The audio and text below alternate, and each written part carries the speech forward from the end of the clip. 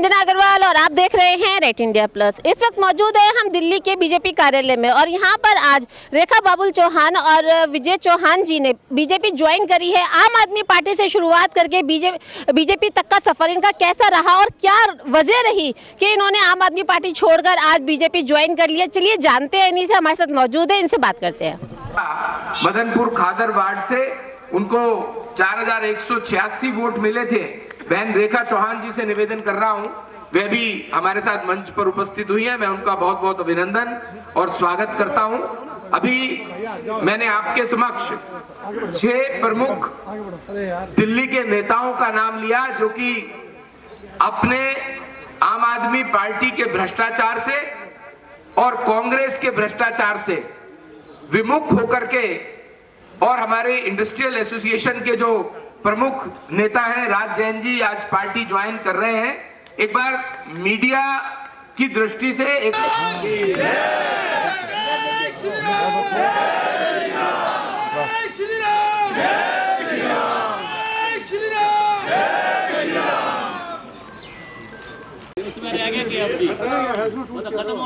तो हम तब तक अपनी इस मुहिम को जारी रखेंगे जैसा मैंने पहले कहा कि दिल्ली के दिल को लूटने वाला केजरीवाल, दिल्ली को ठगने वाला केजरीवाल जनता पार्टी बच्चा बच्चा राम का, जो राम का नहीं वो किसी काम का नहीं। बच्चा बच्चा राम का। मंजू जी, सुनीता जी, बबीता जी, आप सब ओखला विधानसभा के RWA के पदाधिकारी हैं जो कि रेखा जी के साथ इनके हाथ मजबूत करते हैं। मैं आप चारों को भी निमंत्रित करता हूं, कृपया मंच पर आइए, हम आपका अभिनंदन करना चाहते हैं। सपना जी, मंजू जी, सुनीता जी, बबीता जी, रेखा जी आप आगे जाइए।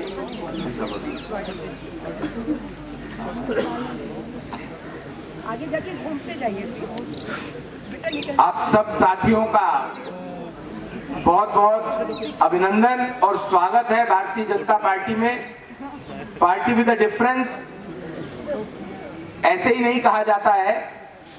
जब देश का प्रधानमंत्री 2014 में प्रधानमंत्री पद की शपथ लेना चाहते हैं और वो बोलते हैं, सुमन मकवाना जी से भी निवेदन कर रहा हूं, कृपया मंच पर आए। महिलाओं का कोई संगठन नहीं होता।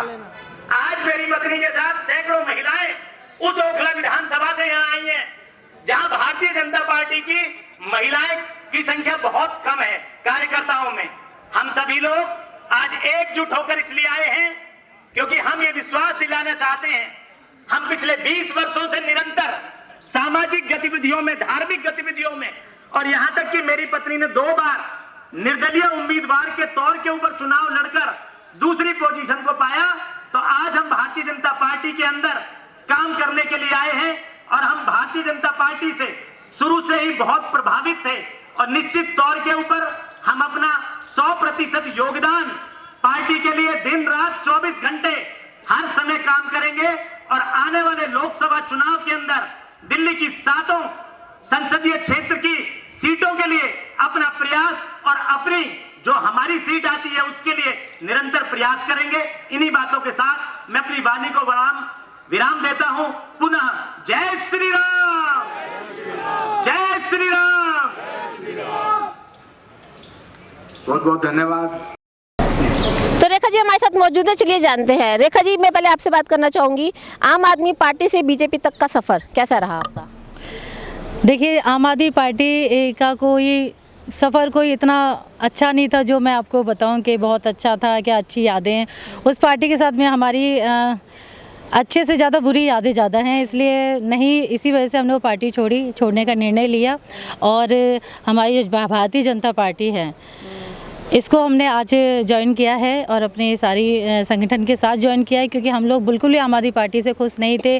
उनके काम करने की जो नीतियां हैं उससे बिल्कुल खुश नहीं थे।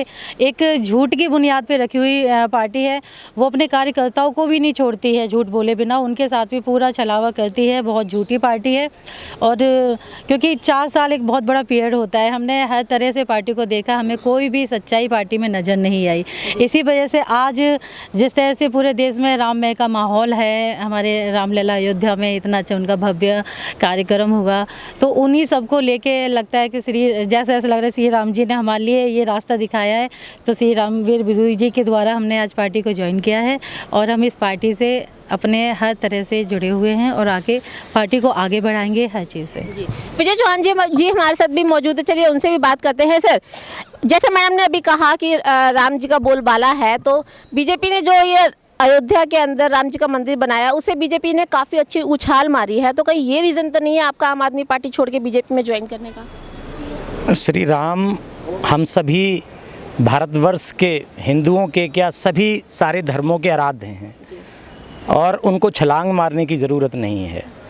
श्री राम खुद सर्वोपरि ये हैं और आज जो धर्म के प्रति आस्था जागी है लोगों की, उस आस्था को जगाने का काम भारतीय जनता पार्टी और देश के लोकप्रिय यशस्वी प्रधानमंत्री नरेंद्र सिंह मोदी जी ने उस काम को किया है।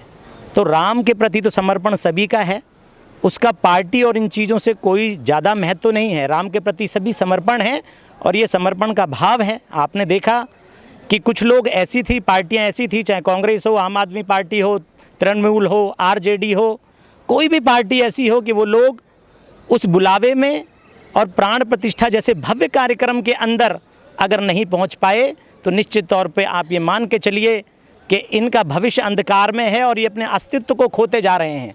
और आज देश का प्रत्येक हिंदू इस बात को समझ चुका है कि जिन लोगों की हमारे भगवान के प्रति आस्था नहीं है, हमारे भगवान के कार्यक्रम में जो लोग नहीं आ सकते, ऐसे लोगों को आप देखेंगे 2024 के अंदर ये जनता नकार देगी और ये लोग मोहताज हो जाएंगे एक एक सीट के लिए। जी सर, नहीं लगता आपको कि रामलला की जो इन्होंने प्राण प्रतिष्ठा करी है मोदी जी ने, उसमें बहुत जल्दबाजी करी है, क्योंकि लोकसभा के चुनाव आ रहे थे, इस वजह से? ये बातें तो मीडिया अक्सर करती है। जब पहले कहा करती थी कि कब राम मंदिर बनेगा, कब बनाएंगे, तारीख बताएं, और जब तारीख हम लोगों ने बताई कि तारीख ये है निश्चित की, तो कहने लगे कि बहुत जल्दी कर दिया आपने, ये चुनाव के मद्देनज़र आप कर रहे हैं। तो इनकी नीयत के अंदर खोट है। ये जो दूसरी पार्टियां हैं इनकी नीयत के अंदर खोट है। ये व्यक्ति इन चीज़ों को कभी समझते ही नहीं है और आप देख रहे हैं इसका असर पूरे देश के अंदर, पूरे विश्व के अंदर इस प्रकार से जा रहा है कि इन पार्टियों का 2024 के अंदर निश्चित सूपड़ा साफ हो जाएगा। और ना ये राम के नहीं हैं तो ये किसी काम के भी नहीं है, ये घर के भी नहीं रहने वाले हैं, ये घाट के भी नहीं रहने वाले हैं। सर, आपसे एक आखिरी सवाल, आम आदमी पार्टी में जब आप थे तो आपने ऑलिवियर का पूरा नक्शा बदल दिया था, इतना अच्छा वहाँ पर परफॉर्मेंस किया, तो अब बीजेपी में क्यों? हमें काम कराने की शैली आती है और ये शैली हमने हमारे परम आदरणीय दिल्ली की आवाज़ नेता प्रतिपक्ष भारतीय जनता पार्टी श्री रामवीर सिंह विधूड़ी जी से सीखी है।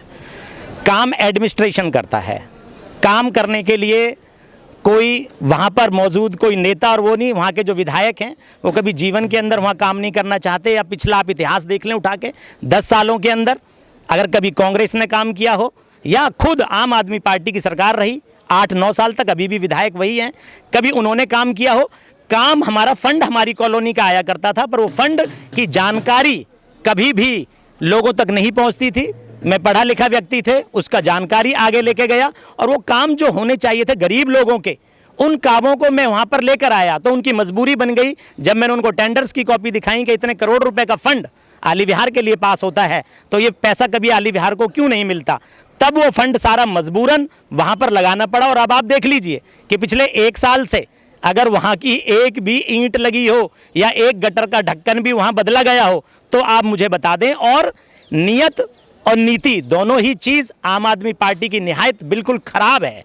ये एक व्यक्ति के ऊपर चलने वाली पूरी पार्टी है जिन्होंने निगम के अंदर टिकटों का सौदा करा, लाखों करोड़ों रुपए के अंदर टिकट बेचे। आज आप देख लीजिए, हर कार्यकर्ता परेशान है, कार्यकर्ता को कोई पूछने वाला व्यक्ति नहीं है वहां पर। आज हर कार्यकर्ता छोड़कर कहीं ना कहीं अपनी दूसरी पार्टी के अंदर या कहीं भी जहां वो काम कर सकता है, जहां उसकी प्रतिभा निखर के सामने आ सकती है, उस मोड़ के ऊपर जाके खड़ा है। और उन पार्टियों को कहीं ना कहीं आज इसी कड़ी के अंतर्गत हम काम करना चाहते हैं। हम विश्व के अंदर भारत का नाम ऊपर लेकर जाना चाहते हैं। और हिंदुत्व की अगर पार्टी भारतीय जनता पार्टी है तो हम बड़े गर्व के साथ कहता हूं कि हम हिंदू हम हैं और हम भारतीय जनता पार्टी के अंदर सम्मिलित हैं।